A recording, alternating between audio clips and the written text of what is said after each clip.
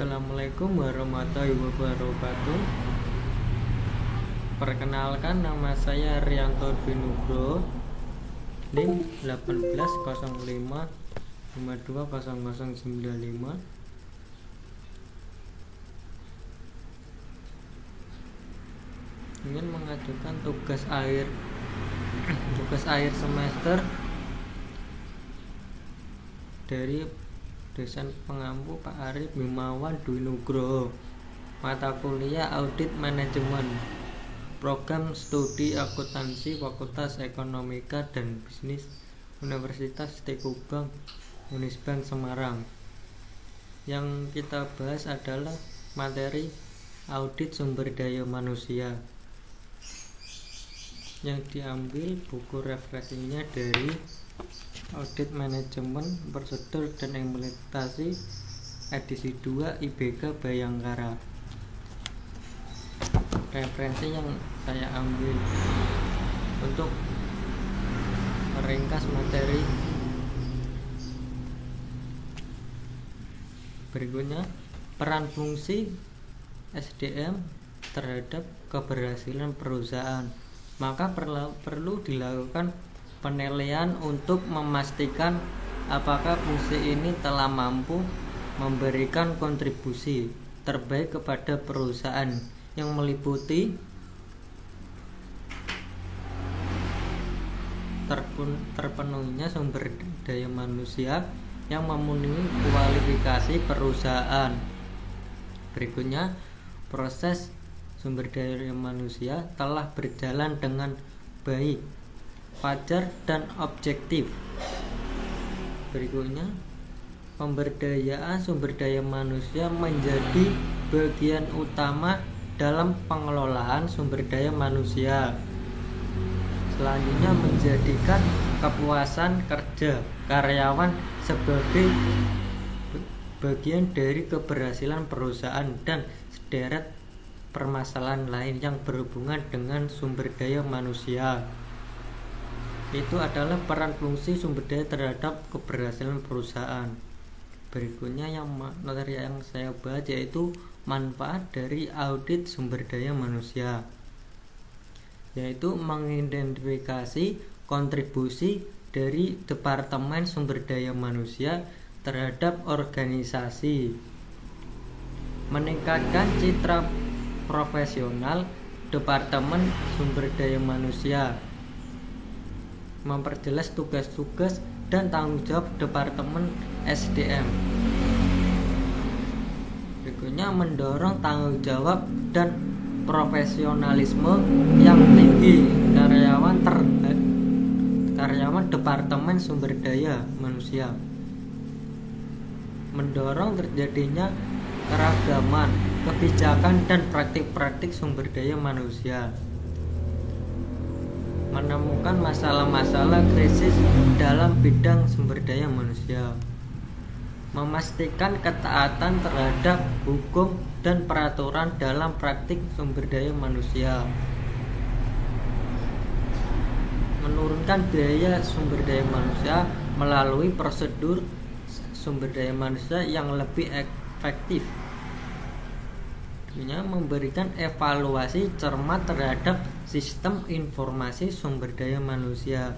Nah, itu manfaat dari audit sumber daya manusia. Berikutnya, ada 3 pendekatan utama dalam audit sumber daya manusia yang umum digunakan, yaitu menentukan ketaatan pada hukum dan berbagai peraturan yang berlaku, mengukur kesesuaian program dengan tujuan organisasi, menilai kinerja program.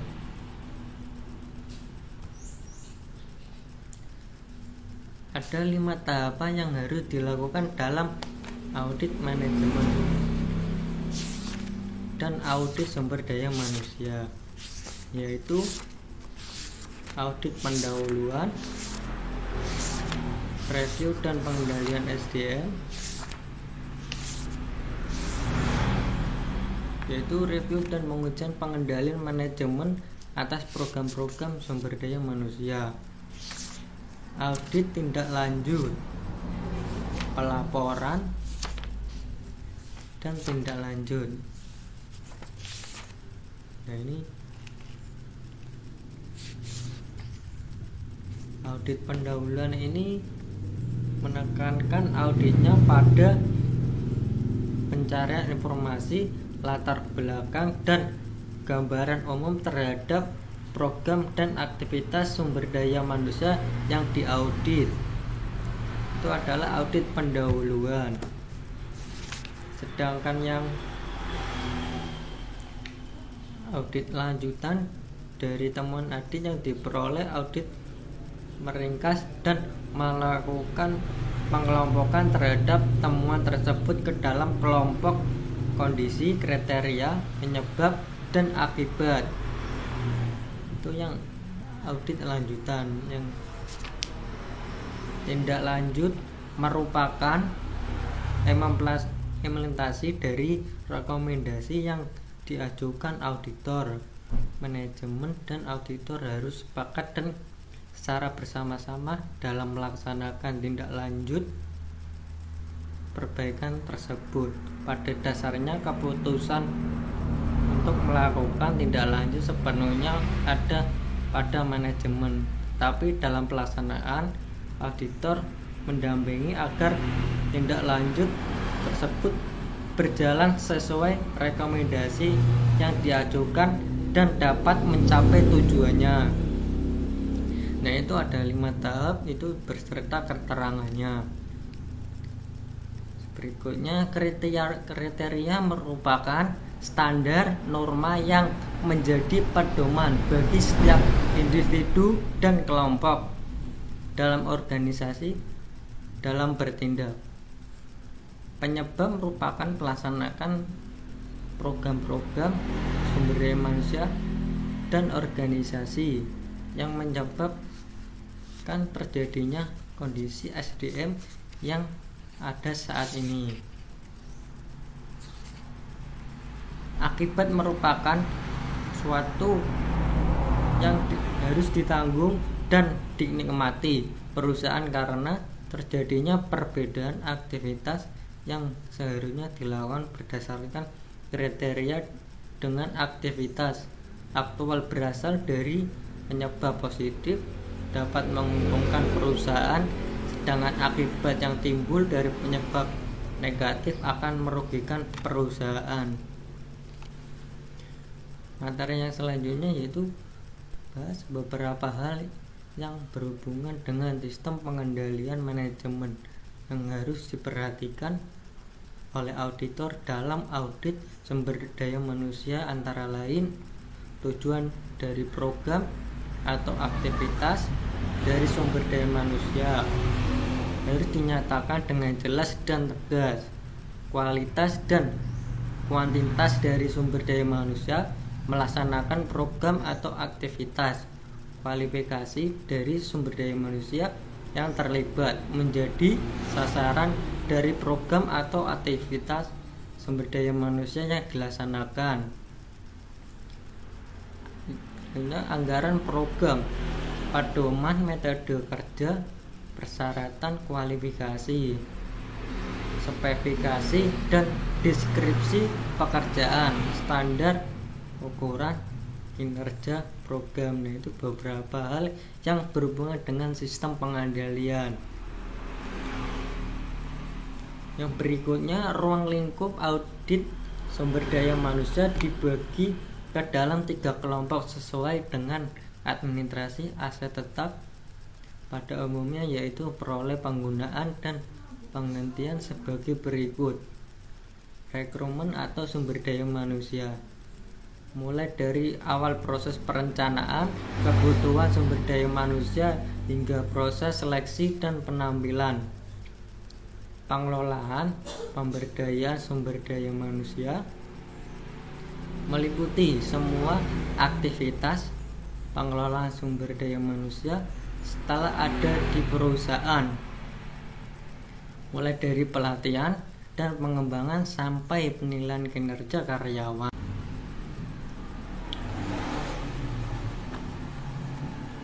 sampai dengan penilaian kerja karyawan. Pemutusan hubungan kerja PHK karena mengundurkan diri maupun pencatatan akibat pelanggaran aturan perusahaan. Tujuannya untuk menilai ketersediaan dan kemampuan sumber daya manusia. Penilaian ini akan memberikan informasi kepada perencanaan tentang pekerjaan yang ada saat ini. Beberapa banyak sumber daya manusia yang terlibat pada setiap tugas. Seberapa pentingnya tugas-tugas tersebut dalam mencapai tujuan perusahaan. Yang kedua, pekerjaan mana yang membutuhkan penerapan strategi organisasi. Apa saja karakteristik dari pekerjaan yang diharapkan. Itu adalah tujuannya untuk menilai ketersediaan dan kemampuan sumber daya manusia. Berikutnya, sumber tenaga kerja sebagai alternatif dalam pencarian sumber daya manusia, antara lain yaitu lembaga pelatihan tenaga kerja. Berikutnya, perguruan tinggi, bursa kerja, lembaga-lembaga lain yang menyediakan mempersiapkan tenaga kerja yang siap pakai. Itu adalah sumber tenaga kerja. Berikutnya, tujuan dari pemberi upah dan gaji sebagai berikut, yaitu menjalin ikatan kerja yang formal antara perusahaan dan karyawan.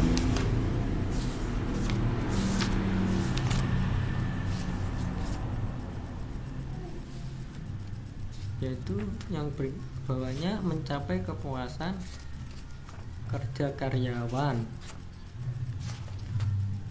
Merekrut karyawan yang berkualitas, meningkatkan motivasi kerja karyawan, meningkatkan disiplin karyawan, mencegah masuknya pengaruh serikat kerja ke dalam perusahaan, yaitu berikutnya menghindari intervensi pemerintah. Itu adalah penjelasannya ada di, yaitu yang menjalin ikatan kerja, yaitu perusahaan harus membayar kepada karyawan atau kontribusi yang diberikan kepada perusahaan, dan karyawan harus memberikan kontribusinya kepada perusahaan sesuai tugas dan tanggung jawabnya untuk mendapatkan pembayaran kompensasi tersebut. Yang mencapai kepuasan kerja karyawan dengan kompensasi yang diperoleh, karyawan bisa memenuhi kebutuhan fisik maupun non-fisik. Yang ketiga, merekrut karyawan yang berkualitas. Ini penjelasannya dengan kompensasi yang memadai, perusahaan akan lebih mudah untuk menarik karyawan yang berkualitas untuk memajukan perusahaan. Yang keempat ini meningkatkan motivasi kerja karyawan, yaitu kompensasi yang memadai diterima karyawan dan mempermudah manajer memotivasi karyawan untuk meningkatkan produktivitasnya. Yang kelima yaitu meningkatkan stabilitas karyawan, kompensasi yang mencapai keadilan baik internal maupun eksternal, konsisten dan kompetitif, dapat menjamin stabilitas serta menurunkan perputaran dan atensi karyawan. Angka 6 ini penjelasannya meningkatkan disiplin karyawan. Kompensasi yang memadai akan mendorong disiplin karyawan dan melaksanakan tugas dan tanggung jawabnya, karena mereka merasa bahwa perusahaan mampu memenuhi kebutuhan mereka baik fisik maupun non fisik. Yang ketujuh, mencegah masuknya pengaruh serikat pekerja ke dalam perusahaan. Ini penjelasannya dengan kompensasi yang memadai, karyawan tidak akan tertarik pada aktivitas serikat pekerja karena mereka merasa bahwa untuk mendapatkan kompensasi yang memenuhi kebutuhan tersebut mereka harus berkonsentrasi pada pekerjanya. Yang ke-8 ini menghindari intervensi pemerintah. Ini keterangannya yaitu dengan kompensasi yang memadai tidak ada lagi keluhan karyawan dan tidak ada alasan bagi pemerintah untuk melakukan intervensi masalah upah dan gaji karyawan. Nah, itu tujuan dari pemberi upah dan gaji. Berikutnya prinsip pelaksanaan rekrutmen harus berdasarkan berikut. 1. Kualitas karyawan yang akan direkrut harus sesuai kebutuhan atau kualitas sumber daya manusia yang sesuai. Oleh karena itu, rekrutmen harus berpedoman pada analisis pekerjaan, deskripsi pekerjaan, spesifikasi pekerjaan. Yang kedua, jumlah karyawan yang diperhatikan harus sesuai dengan pekerjaan yang tersedia. Yang ketiga, harus dilakukan dengan biaya paling minimal ekonomi. Yang keempat, perencanaan dan keputusan strategi tentang rekrutmen. Yang kelima, fleksibel. Yang keenam, pertimbangan hukum. Nah, itu prinsip-prinsip pelaksanaan rekrutmen harus berdasarkan itu. Berikutnya, dalam perencanaan dan pengembangan karir meliputi hal-hal berikut ini. Persamaan karir. Karyawan menginginkan adanya kesamaan dalam sistem promosi dan kesempatan untuk meningkatkan karir. Kepedulian atasan. Karyawan menginginkan dalam mengembang karirnya ada peran aktif dari para supervisor dan dapat memberikan umpan balik bagi prestasi kerjanya. Kesadaran akan adanya kesempatan. Karyawan menginginkan adanya kesempatan untuk berkarir. Minat karyawan memiliki keinginan dan tingkat yang berbeda-beda dalam meningkatkan karirnya. Kepuasan karir. Tingkat kepuasan karir karyawan berbeda-beda tergantung pada berbagai faktor antara lain usia, kedudukan karyawan yang bersangkutan, dan lain-lain. Ya, ini ada beberapa teori mengenai kepuasan kerja yang cukup dikenal, yaitu teori ketidakpuasan,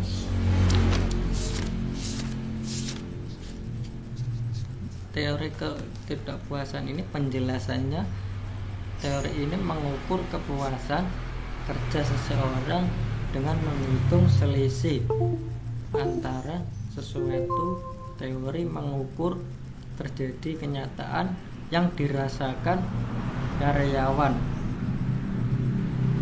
terjadi apabila diperoleh karyawan lebih besar tinggi daripada yang seharusnya, sehingga memberikan kepuasan.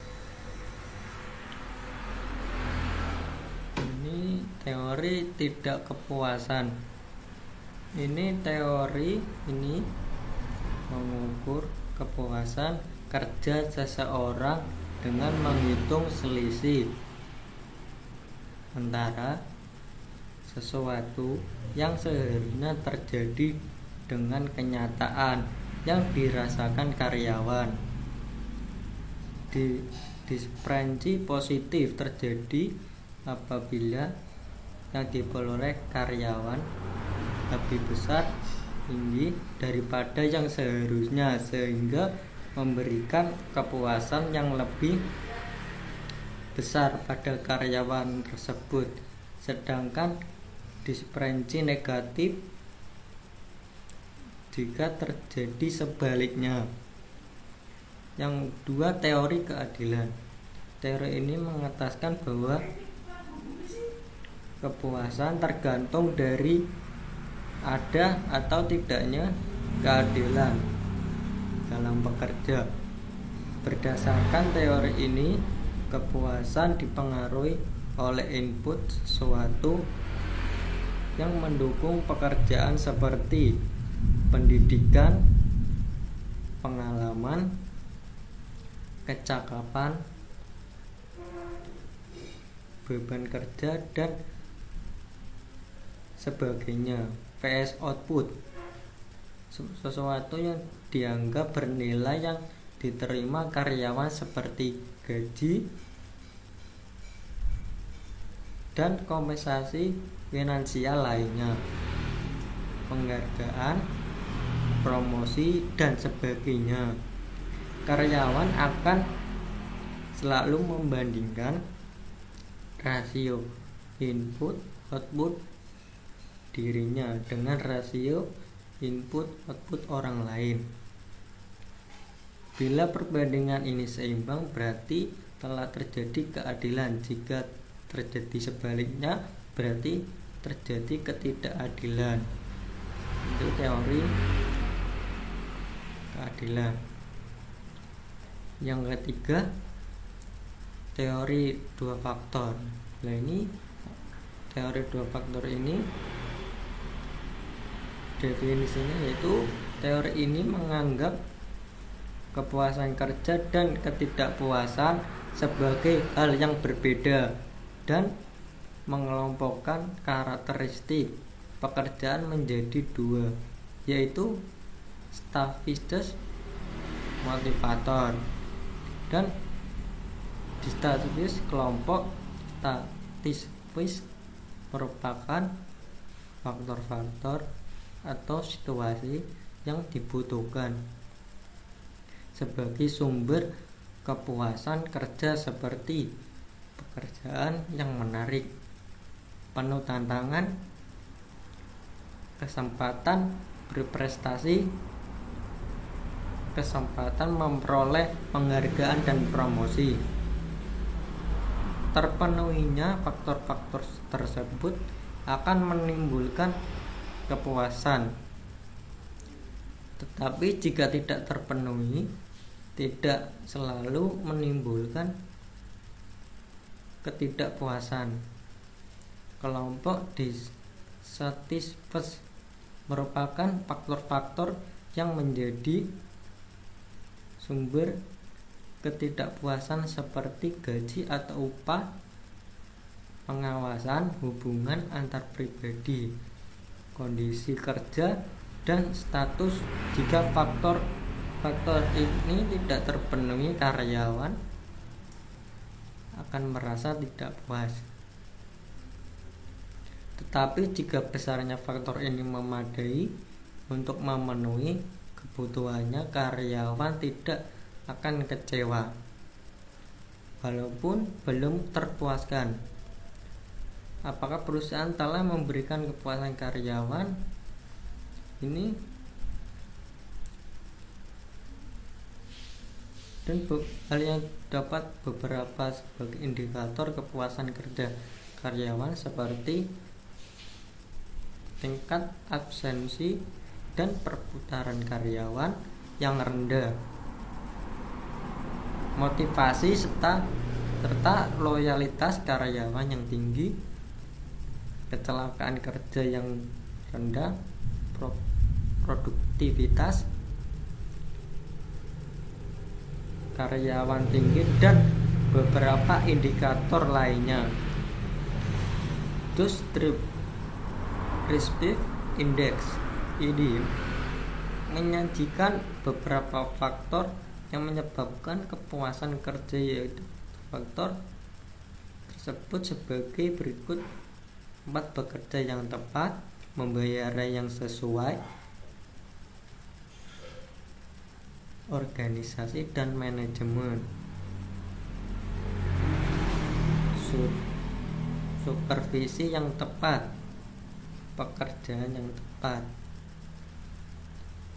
Jadi, untuk menilai apakah karya telah mendapatkan kepuasan dalam melaksanakan tugas dan tanggung jawab, perlu dilakukan pengukuran kepuasan kerja karyawan tersebut. Di samping itu, pengukuran kepuasan kerja karyawan juga bermanfaat menetapkan faktor yang menjadikan penyebab ketidakpuasan karyawan dalam melaksanakan kerjaannya.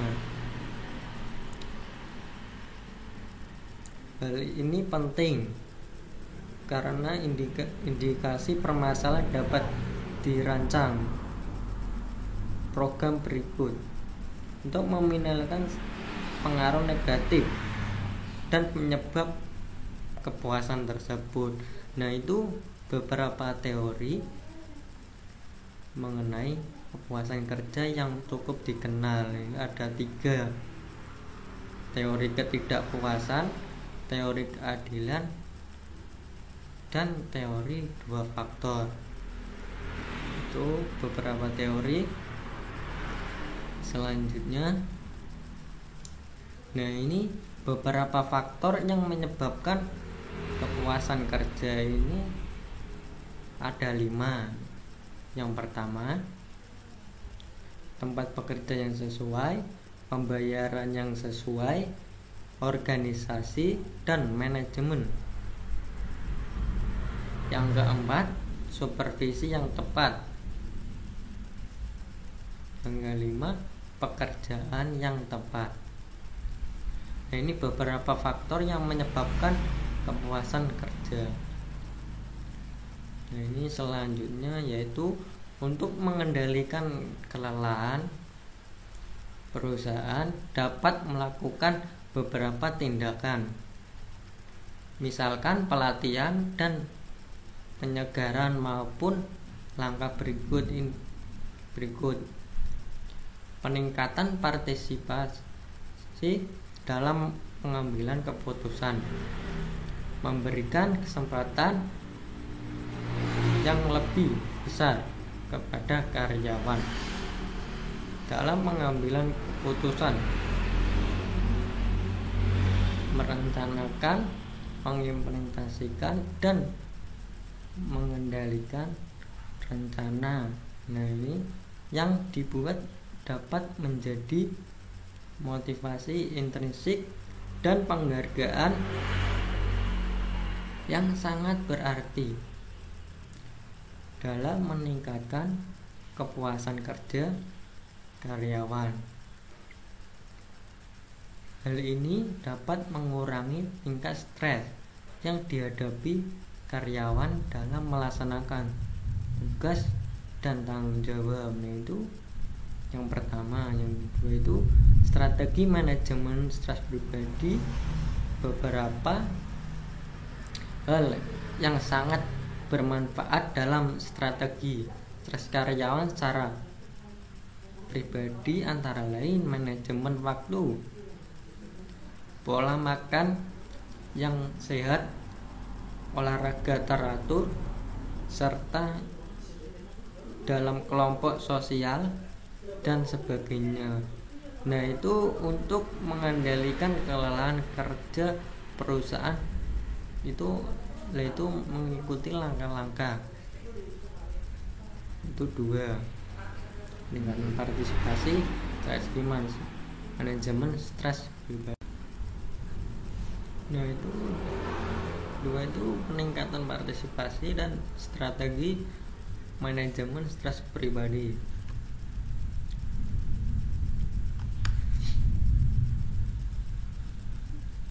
Materi berikutnya, pengendalian kecelakaan merupakan bentuk pencegahan terhadap kecelakaan kerja dan berbagai penyakit yang terjadi karena lingkungan kerja yang tidak sehat, seperti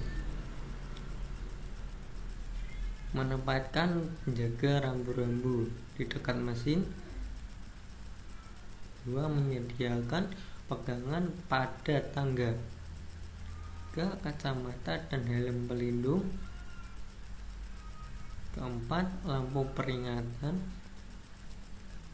5. Fasilitas pengamanan pada peralatan yang berbahaya.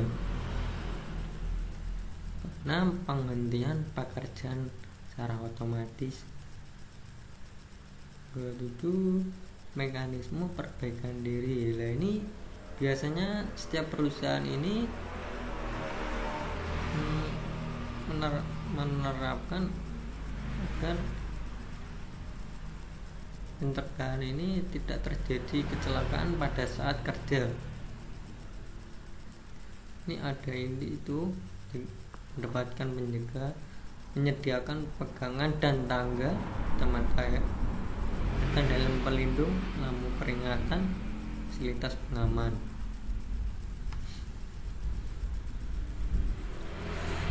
Berikutnya ada beberapa alasan perusahaan dapat melakukan PHK atau yaitu yang pertama, tenaga kerja melakukan pelanggaran berat. Pelanggaran berat seperti penipuan, pencurian, membocorkan rahasia perusahaan, dan sebagainya. Setelah kesalahannya terbukti, benar-benar terbukti. Yang kedua, ini tenaga kerja melakukan tindakan pidana dan dinyatakan bersalah oleh pengadilan.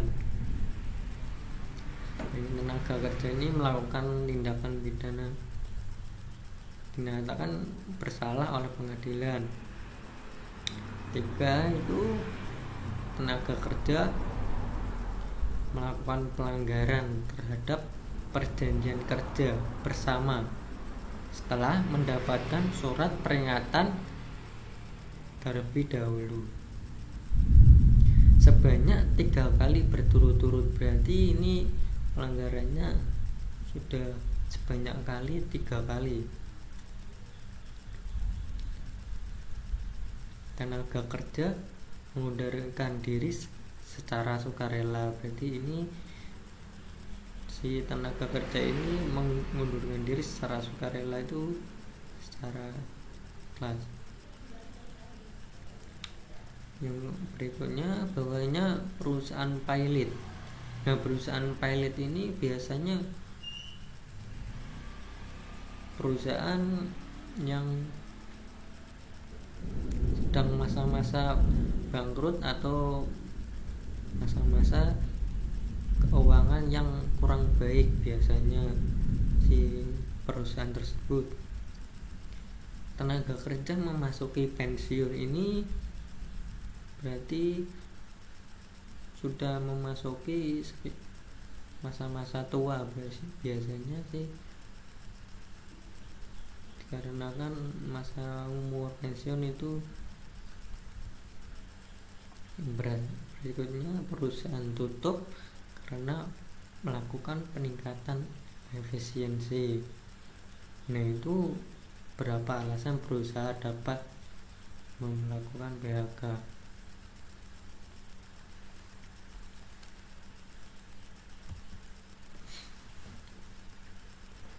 Materi berikutnya, fungsi kontribusi kepada perusahaan. Itu ada 5. Yang pertama itu terpenuhinya sumber daya manusia yang memenuhi kualifikasi perusahaan. 2. Proses SDM terus berjalan dengan baik, wajar, dan objektif. 3. Pemberdayaan sumber daya manusia menjadi bagian utama dalam pengelolaan sumber daya manusia. Yang keempat, menjadikan kepuasan kerja karyawan sebagai bagian dari keberhasilan perusahaan. Yang kelima, sederet permasalahan lain yang berhubungan dengan SDM. Nah, itu 5 fungsi kontribusi kepada perusahaan itu: terpenuhinya SDM, proses SDM telah berjalan dengan baik, pemberdayaan sumber daya manusia, menjadikan kerja karyawan, dan permasalahan itu. Berikutnya, audit sumber daya manusia membantu perusahaan meningkatkan kinerja atas pengelolaan sumber daya manusia dengan cara menyediakan umpan balik nilai kontribusi fungsi SDM terhadap strategi bisnis dan tujuan perusahaan. Yang bawahnya, menilai kualitas praktik kebijakan dan pengelolaan sumber daya manusia. Yang ketiga, melaporkan keberadaan sumber daya manusia saat ini dan langkah-langkah perbaikan yang dibutuhkan. Bawahnya, menilai biaya dan manfaat praktik-praktik sumber daya manusia. Bawahnya lagi, menilai hubungan sumber daya manusia dengan manajemen lini dan cara-cara meningkatkannya. Yang bawahnya, merancang panduan untuk menentukan standar kinerja sumber daya manusia. Yang bawahnya, mengidentifikasi area yang perlu diubah dan ditinggalkan dengan rekomendasi khusus. Yaitu audit dapat membantu perusahaan dengan pengelolaan dengan cara itu. Ada 7 itu: menyediakan umpan, menilai kualitas praktik, melaporkan keberadaan SDM, menilai biaya dan manfaat praktik-praktik, menilai hubungan SDM, merancang panduan dan mengidentifikasi area yang perlu diubah dan ditinggalkan dengan rekomendasi khusus. Nah, itu dalam membantu perusahaan.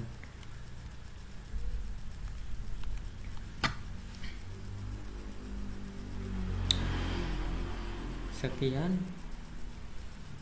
presentasi dari saya untuk mengisi nilai ujian akhir semester.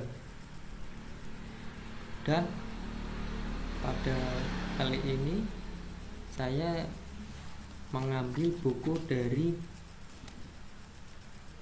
audit manajemen, prosedur dan implementasi IBK Bayangkara edisi 2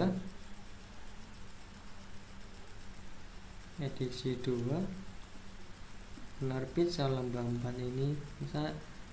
Ini saya mengambil materi dari ini. Nah, sekian presentasi dari saya. Bila ada kata-kata yang kurang, mohon maaf. Wassalamualaikum warahmatullahi wabarakatuh.